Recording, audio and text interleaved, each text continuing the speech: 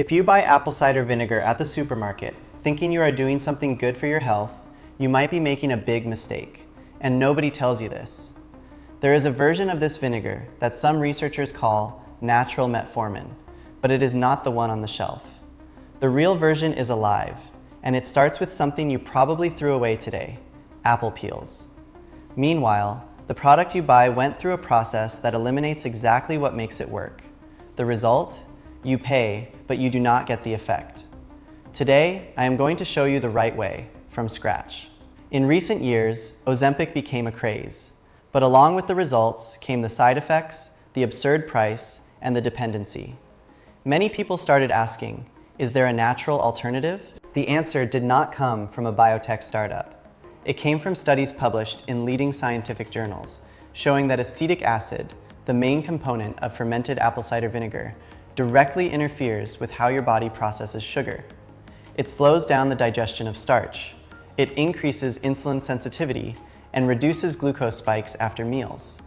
But, and here's the point most videos ignore, these effects were tested with live vinegar, with the probiotics, with active acetic acid, not with that clear, dead liquid sitting on the supermarket shelf.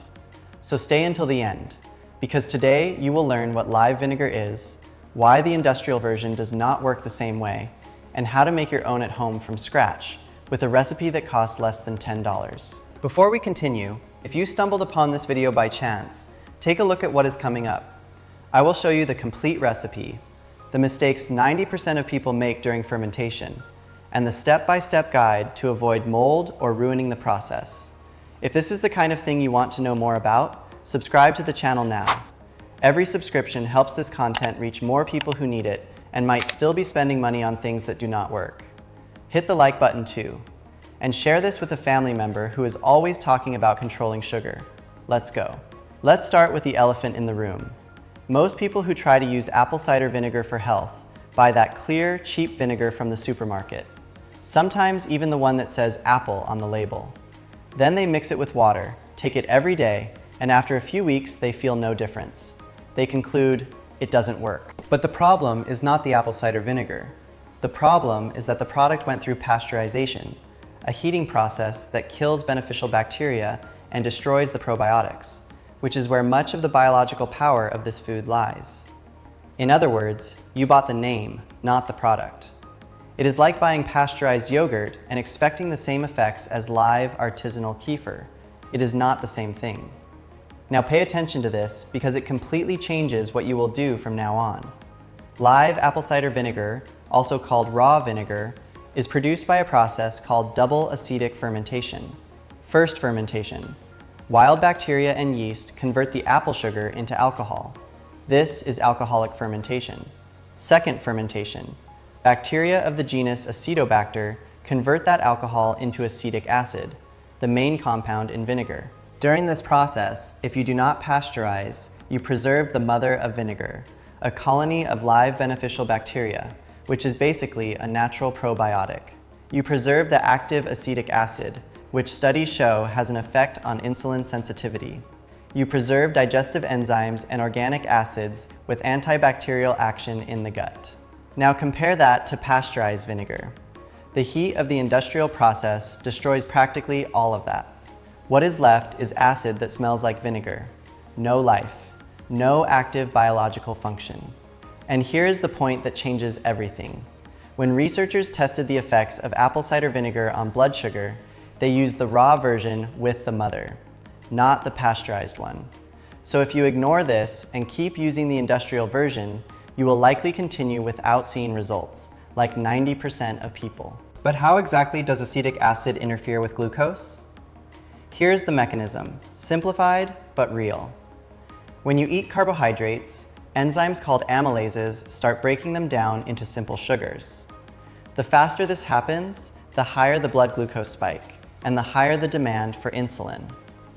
Acetic acid partially inhibits these amylases. It slows down starch digestion. The result? Glucose enters the bloodstream more slowly and gradually. The spike drops. The insulin response is lower. A study published in the European Journal of Clinical Nutrition showed that consuming apple cider vinegar before a high-carb meal reduced the glycemic spike by up to 34% in healthy participants. Another study in diabetes care showed improved insulin sensitivity in people with insulin resistance, especially when the vinegar was consumed before breakfast and dinner. This is exactly what medications like metformin do, but in a pharmacological way with side effects. Live vinegar does it more gently, as a functional food. It is not a cure, but it is a powerful tool, especially when combined with a balanced diet. And there is more. Besides the effect on glucose, live vinegar feeds the good bacteria in the gut because the probiotics from the mother reach the colon alive. It can reduce reflux in some people. It has a mild satiating effect. Acetic acid stimulates the production of hormones that signal fullness to the brain. And it has useful antibacterial action in the gut. But here's an important warning. Vinegar is acidic. Do not take it straight. Always dilute it in water. And if you have an active ulcer or gastritis, consult a doctor before using it. Deal? So now let's get to what you really came for, the recipe. You will need 3 ingredients, just 3. First, 700 grams of apples, preferably organic. Why organic? Because the wild bacteria that start the fermentation live on the apple peel. If the peel was treated with pesticides or wax, you might kill those bacteria before you even start. If you cannot get organic, at least wash them very well with water and vinegar. Second, 1.5 liters of filtered water without chlorine. Chlorine is added to water specifically to kill bacteria. If you use tap water without filtering, you might kill the yeast and bacteria you need for fermentation. And third, sugar, 10% of the total weight. You will add the weight of the apples to the weight of the water and use 10% of that in sugar. In this recipe, 700 grams of apple plus 1,500 grams of water equals 2,200 grams. 10% is 220 grams of sugar. The sugar is not the villain here. It is the fuel for fermentation. The bacteria and yeast will consume it almost completely. What remains in the final product is minimal. Now for the magic. Follow it exactly like this. 1. Cut the apples into coarse pieces with the skin and core. You can use whole apples or just the peels and cores of the ones you used in another recipe, or the pulp left over from a smoothie. This is what makes this a $5 recipe. Pulse in a blender 2 or 3 times, just to break them into smaller pieces. Do not blend it smooth. You want chunks, not puree. 2. Put everything in a glass jar, a wide mouth jar. Add the apples, the water, and the sugar. Do not fill it to the brim. Leave at least 3 to 4 inches of space. The fermentation will create gas and pressure. 3.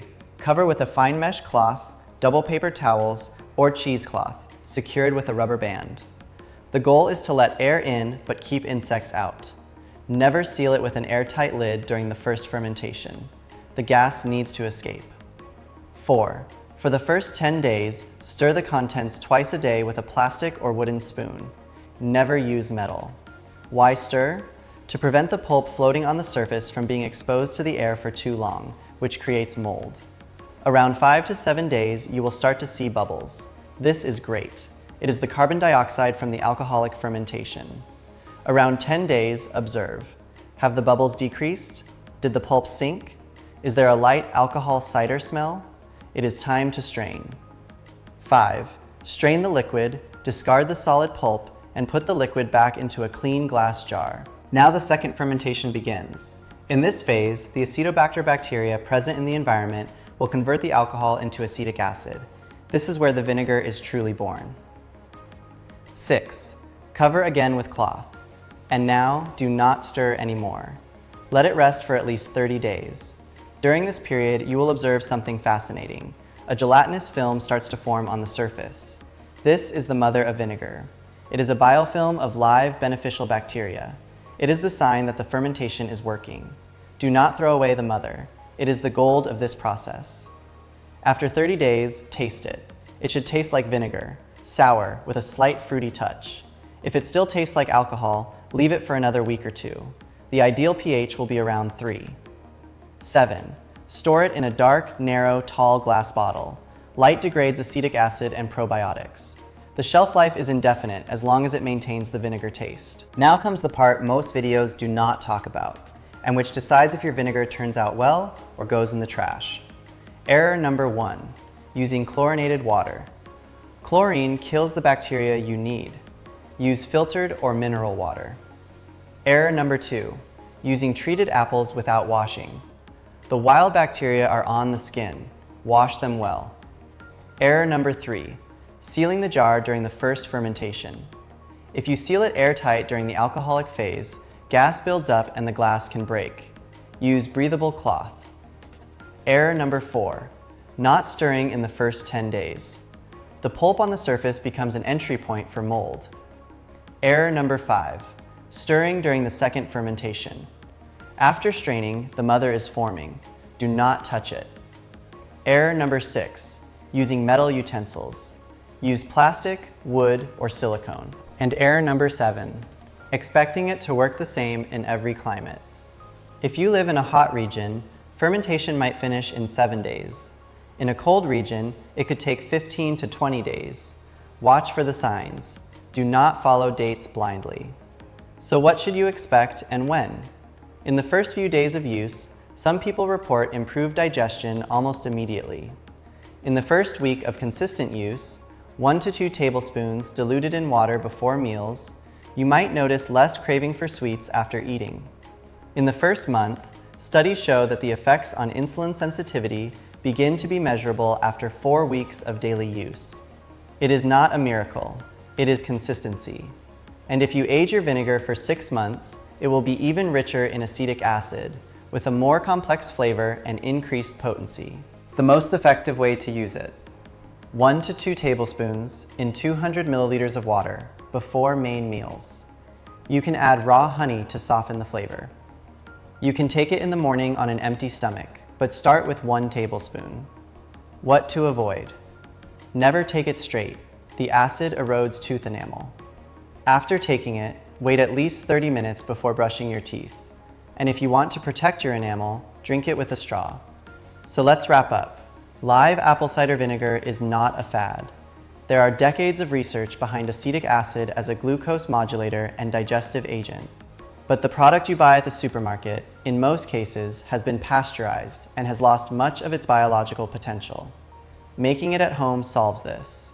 With less than $5, apples, water, and sugar, you produce a natural probiotic rich in live acetic acid with the mother of vinegar intact. And now you have the complete step-by-step, the recipe, the mistakes to avoid, the way to use it, and what to expect over the weeks. This does not replace medical treatment, but it can be a powerful tool in your health arsenal, and it costs a fraction of any supplement on the market.